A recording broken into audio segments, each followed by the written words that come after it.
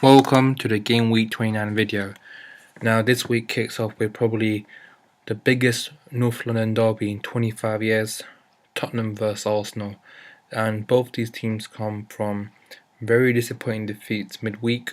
Spurs away to West Ham and Arsenal at home to Swansea. Talking about Spurs, I think if you look at the record this season, the only game previously they lost away was Man United away right at the start of the season, and that was it was a weird game because if you guys remember, it was a Kyle Walker on goal.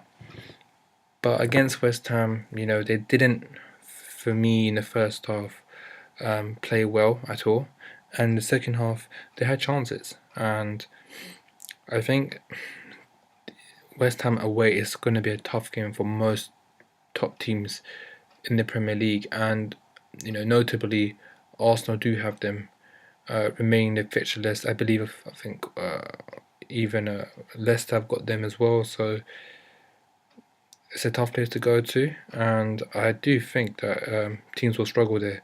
However, Spurs will be disappointed because they had chances in the game, and had they even nicked a point, I think it would have been really good for them. But losing was not, I think,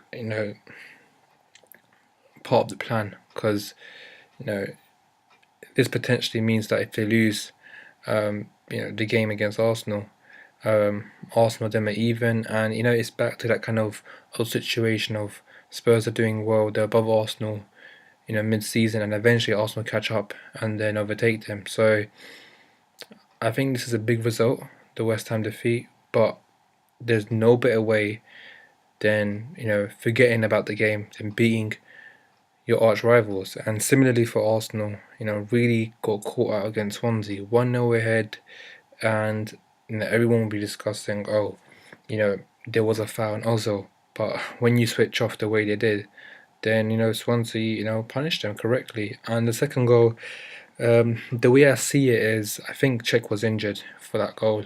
It's later been confirmed he's out for a month, and he's got a calf injury. So I think that's probably a big part as to why that second Swansea goal occurred in the first place.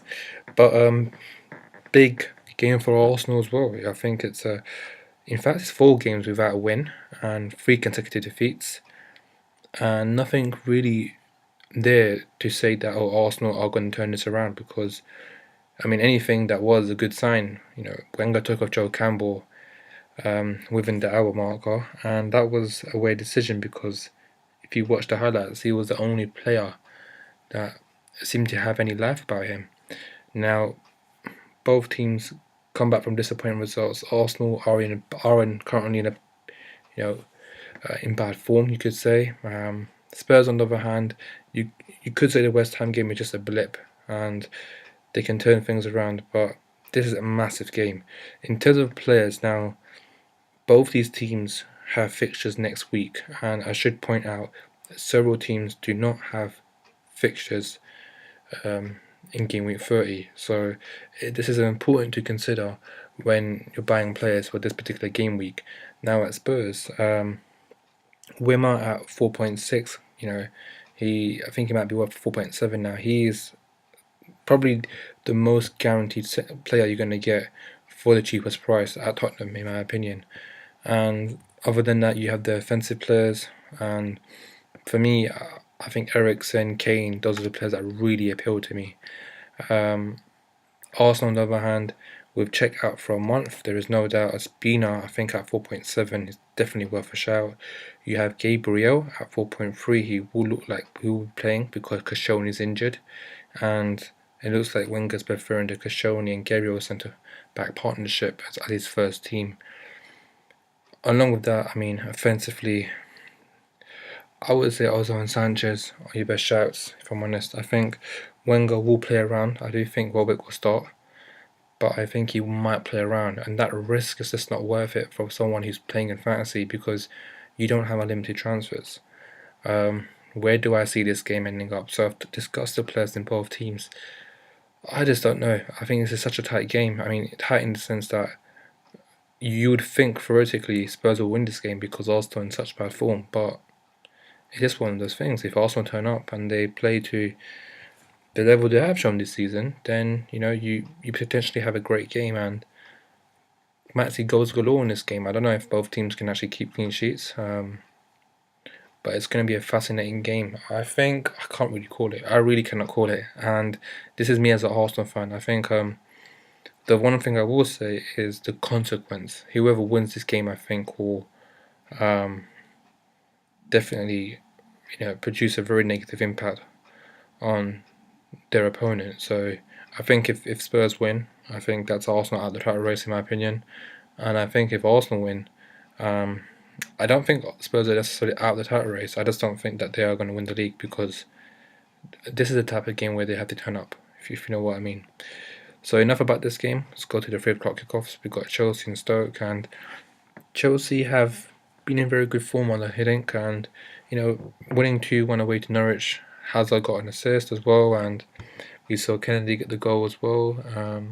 Even Sherrera got an assist as well. So Chelsea are doing well, and they conceded a late goal, and there's a lot of pressure being applied by Norwich, but I think they quite easily won that game. So in terms of obviously Costa's been scoring, he scored again, and he's been pretty much form. He's a striker I'll look at from Chelsea. I would still say, yeah, Kennedy did score, and he did score actually the earliest goal, or the quickest goal this season. I think it was something like 35 seconds. I don't expect him to be part of the first team, so I do think Costa, I think even Hazard. I do still think Hazard now is coming back and definitely worth a shout. And you can consider Chelsea defenders as well. Now, must point out, Chelsea do not play next week, if I remember correctly. We can quickly check that out, but yeah, they're not playing next week. So, you got to think about this when you're buying players in. Stoke, on the other hand, do play in both game weeks, and big win for them against Newcastle because, Chelsea are quite near them in the table, and I'm pretty sure Stoke have ambitions of finishing in the top half of the table, maybe even a bit higher than just the top half. But very good goal from Shaqiri in my opinion. Just shows something a bit different. Took the shot outside the box. And bonuses being given to Welsh Child. I think with Cameron's injury, it's a 50-50, but it looks like he'll play at 4.2. Him and Maniez are probably the cheapest Stoke defenders you can get. I'd probably go for Cameron. I still think he'll probably battle off the injury. But is this game week the best game week? Who knows? But yeah, along with them, I'll talk about Shaqiri and Arnautovic, of course. And those are the 2 players I would really recommend, along with a few other players here and there. But obviously, you're limited in terms of how many players you can get from an individual team. Where do I see this going? I think Chelsea probably just have enough to seal this game, but it could end up easily as a draw because Stoke have been doing quite well this season, so maybe a draw, but I just don't see Chelsea losing this game. Now Everton and West Ham. Everton come back from a very good away win against Villa. Got the goals which they didn't do in the previous home game in the league. Funes Mori, he's definitely a player. He seems to be getting quite a lot of goals here and here, so he's definitely in form. Lennon, he's the one player I look at 100%. I think he's been so involved in what Everton do, so he's straight away a player I'd recommend, along with Kevin Mirallas. Kevin Mirallas has not really hit the potential which I think some people believe he can do, but I think him taking corners and set pieces, definitely worth a shout when you consider his value. And obviously you have Lukaku and Barclays as well. West Ham on the other hand, they're doing pretty well. I think Collins might go injured, but I think he's back now at 4.3, so for a West Ham defender, very cheap. And talking about offensive players, you have to look at Payet and Antonio. Those are the 2 players really, I think, that strike me as, those are the 2 players I really want, especially Payet. So where do I see this game? I think it'll be a very tight game as well. I think it's going to be a really tough game. And I think this is one of the most good, actually, 3 o'clock games, Everton and West Ham. I think this is an indicator of how far West Ham have come. Can West Ham really get a result here when pressure's on? And to be fair, they are in the race of finishing in the Europa League, so this will be a good game to watch. Man City and Villa, Man City come back from a very disappointing defeat against Liverpool. Didn't play well at all. Don't even think they. I think Minion made one save, and that wasn't really technically even a save in my opinion. So, but people are coming back from Man City, and you know, obviously people have been purchasing Aguero this week. I think he's valued at 13.5 now, so it's increased from 13.4. You have David Silva valued at 9.8, and yeah, obviously you can look at the defenders. I think the defender situation is a bit very unambiguous. You're pretty certain about Company playing in Otamendi, but with the flanks, Zabaleta or Sanya, or will it be Kalicia or Kolarov? That's not clear. So is it worth risking it? In my opinion, no, it's not. So that's that in regards to Man City.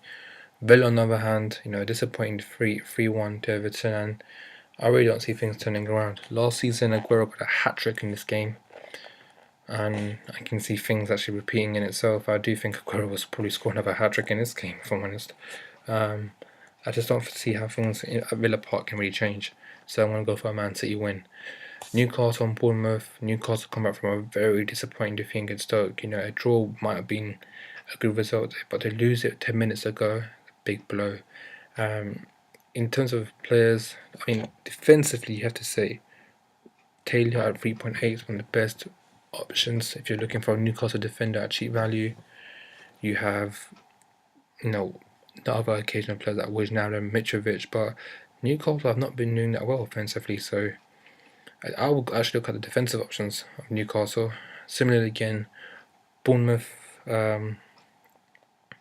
have been doing quite well defensively. I think this game might have a 0-0 on it, but maybe a Newcastle win. Bournemouth have got some defenders performing very well for them. I think if I had to pick two, I would say Smith and even Francis have been doing quite well. So I think both valued at 4.1. So they're definitely worth a shout. And yeah, I mean, Bournemouth winning 2-0 at home to Southampton. I think they're 8 points above the relegation zone. So that was definitely 3 big points for them, because that's when you think they're slowly getting clawed back into the relegation race. They've got a bit of a buffer there, and Richie got 2 assists, Afobe with a goal along with Cook. Like I said, Richie is definitely one player to look at if you're looking for a Swansea offensive player along with Afobe.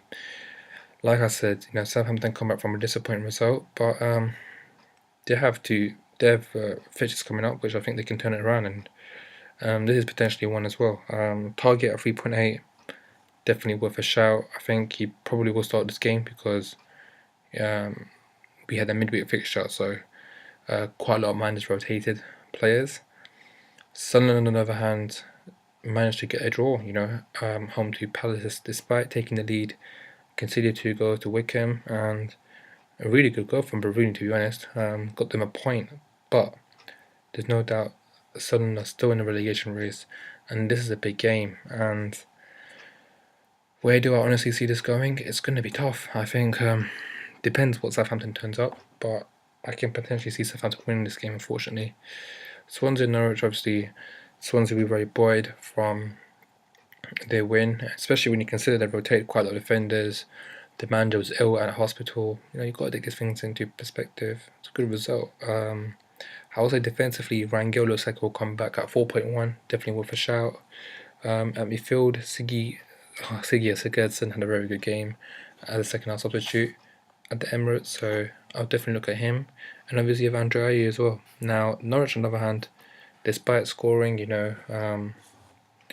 players like Redmond, obviously, and Houlihan to be really involved in what they do. They've got, Houlihan, I would say, is the one that excites me the most, but sometimes he just doesn't play away games. So, but this, I gotta say, this one's a Norwich game. I think this is it for Norwich. I think Norwich really have got to get something out of this game, because they've gone so many games where they've become really close to getting a point at least, and this drop, and then just lose with the points. So this is it for Norwich, in my opinion. If Norwich do not pick points, or even draw in this game, I think they'll get relegated this season.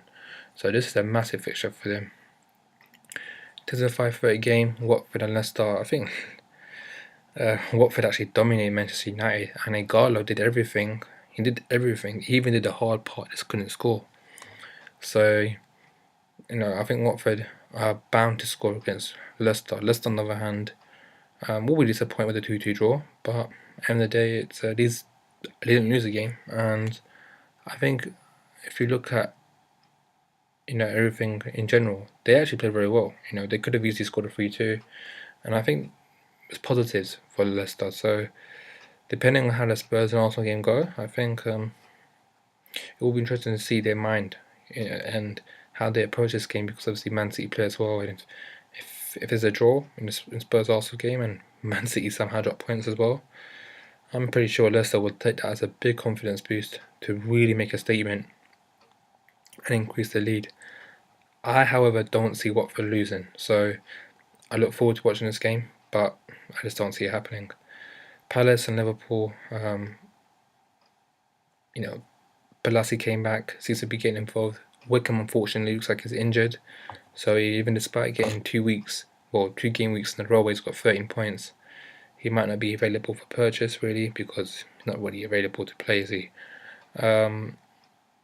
Palace they've not really been convincing, and I think without Wickham, you obviously look at Balassi and Zaha, but they're struggling.